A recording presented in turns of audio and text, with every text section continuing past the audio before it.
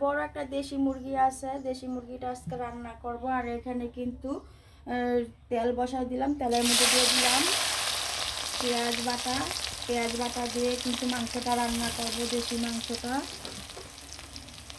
দেশি মুরগিটা পেঁয়াজ বাটা দিয়ে ভুনা ভুনা করে সুন্দরভাবে রান্না করব। দিয়ে দিলাম পেঁয়াজ বাটা, গরম মশলা দিয়ে ভালো করে নাড়াচাড়া দিয়ে দিলাম। আর এখানে কিন্তু আদা রসুনটা আমি ফ্রিজ থেকে নামাই নিলাম, আদা রসুনটা দিয়ে দিলাম, দিয়ে ভালো করে নাড়াচাড়া দিয়ে দিলাম।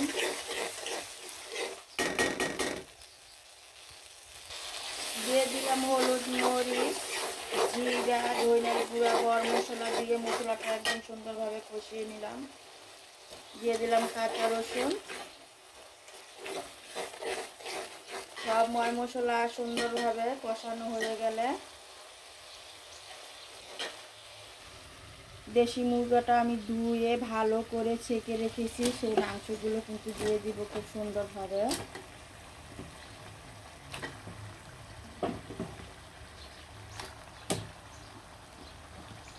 ডিম পাড়া মুরগি ছিল, মুরগিটা ভালো করে ধুয়ে পরিষ্কার করে ছেঁকে রেখেছি, এটা দিয়ে দিলাম। আর সবগুলো দেশি মুরগির মাংস আমি মশলার সাথে সুন্দরভাবে মিশিয়ে নিব।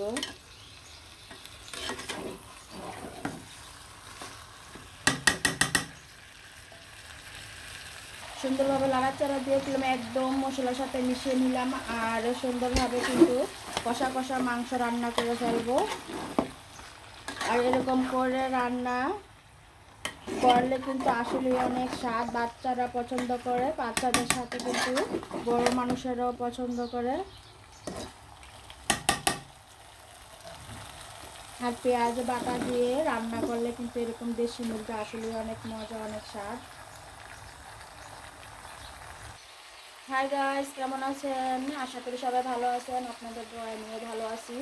আজ একটি দেশি মুরগি আনছে, দেশি মুরগাটা খুব ভালোভাবে কষায় রান্না করবো বাচ্চাদের জন্য। বাচ্চাদের অ্যাকচুয়ালি কিন্তু দেশি মুরগাটা পছন্দ করে কম, ফার্ম মুরগাটা অবশ্যই দেখেন আমার ঘরে রান্না হয় অনেক বেশি, কারণ ফার্ম মুরগার মাংসটা একটু নরম নরম, বাচ্চারা খেতেও পছন্দ করে। আর দেশি মুরগাটা কিন্তু আমাদের জন্য নিয়ে আসা হয়। আর এটা কিন্তু খুব সুন্দরভাবে পেঁয়াজ বাটা সব ময় মশলা দিয়ে কিন্তু রান্নাটা করে ফেলবো।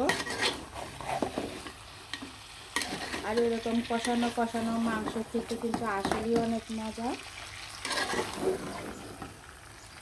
আর এরকম শীতের দিনে কিন্তু দেশি মুরগি দিয়েও গরম ভাত, সেই স্বাদ। ঝোল ঝোল করে এরকম দেশি মুরগির ভুনা অনেক মজা।